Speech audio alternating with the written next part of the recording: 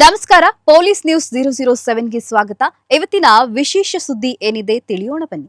SIR ಕರ್ತವ್ಯಕ್ಕೆ ತೆರಳುತ್ತಿದ್ದಾಗ ಅಪಘಾತದಲ್ಲಿ ಅಧಿಕಾರಿ ಸಾವು, ಡಿಸಿ ಕಚೇರಿ ಮುಂದೆ ಅಹೋರಾತ್ರಿ ಧರಣಿ.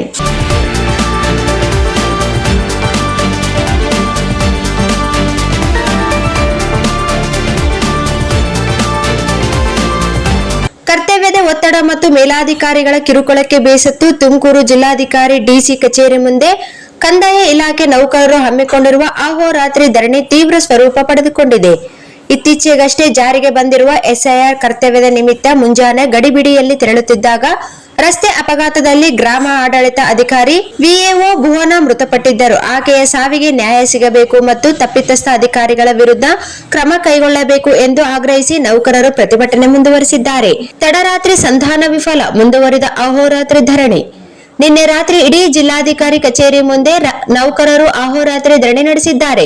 ತಡರಾತ್ರಿ 11:15ರ ಸುಮಾರಿಗೆ ಪ್ರತಿಭಟನಾ ಸ್ಥಳಕ್ಕೆ ಜಿಲ್ಲಾಧಿಕಾರಿಗಳು ಖುದ್ದಾಗಿ ಭೇಟಿ ನೀಡಿ ಸುಮಾರು 1.5 ಗಂಟೆಗಳ ಕಾಲ ಸುದೀರ್ಘ ಚರ್ಚೆ ನಡೆಸಿದರಾದರೂ ಸಂಧಾನ ಯಶಸ್ವಿಯಾಗಲಿಲ್ಲ. ಅಧಿಕಾರಿಗಳ ವಿರುದ್ಧ ಕ್ರಮ ಕೈಗೊಳ್ಳುವವರೆಗೂ ಪ್ರತಿಭಟನೆ ಕೈಬಿಡುವುದಿಲ್ಲ ಎಂದು ಕಂದಾಯ ನೌಕರರ ಸಂಘ ಪಟ್ಟು ಹಿಡಿದಿದೆ. ಇಂದು ಬೆಳಗ್ಗೆ 9 ಗಂಟೆಯ ನಂತರ ಪ್ರತಿಭಟನೆಯ ಧ್ವನಿ ಮತ್ತಷ್ಟು ತೀವ್ರಗೊಳ್ಳುವ ಮುನ್ಸೂಚನೆ ಸಿಕ್ಕಿದೆ. ಮೇಲಾಧಿಕಾರಿಗಳ ಒತ್ತಡವೇ ಸಾವಿಗೆ ಕಾರಣ ಎಂದು ಆರೋಪ.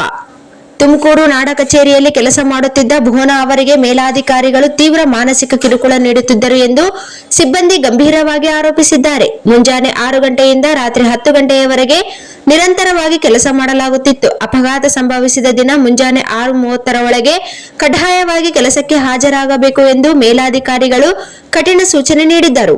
ಮೇಲಾಧಿಕಾರಿಗಳ ಒತ್ತಡಕ್ಕೆ ಹೆದರಿ ಗಡಿಬಿಡಿಯಲ್ಲಿ ಸ್ಕೂಟಿಯಲ್ಲಿ ತೆರಳುತ್ತಿದ್ದಾಗ ಗೂಳೂರು ಬಳಿ ಭೀಕರ ಅಪಘಾತ ಸಂಭವಿಸಿ ಭುವನ ಸ್ಥಳದಲ್ಲೇ ಕೊನೆ ಉಸಿರೆಳೆದಿದ್ದಾರೆ ಎಂದು ಆರೋಪಿಸಲಾಗಿದೆ. ಡಿಸಿ, ಎಡಿಸಿ, ಎಸಿ ಹಾಗೂ ತಹಸೀಲ್ದಾರ್ ಅವರುಗಳು ನೀಡುತ್ತಿದ್ದ ಅತಿಯಾದ ಕೆಲಸದ ಒತ್ತಡವೇ ಈ ದುರಂತಕ್ಕೆ ನೇರ ಕಾರಣ ಎಂದು ನೌಕರರು ಆಕ್ರೋಶ ಹೊರಹಾಕಿದ್ದಾರೆ. ಜಿಲ್ಲಾಧಿಕಾರಿಗಳ ವರ್ಗಾವಣೆಗೂ ಆಗ್ರಹಿಸಿದ್ದಾರೆ.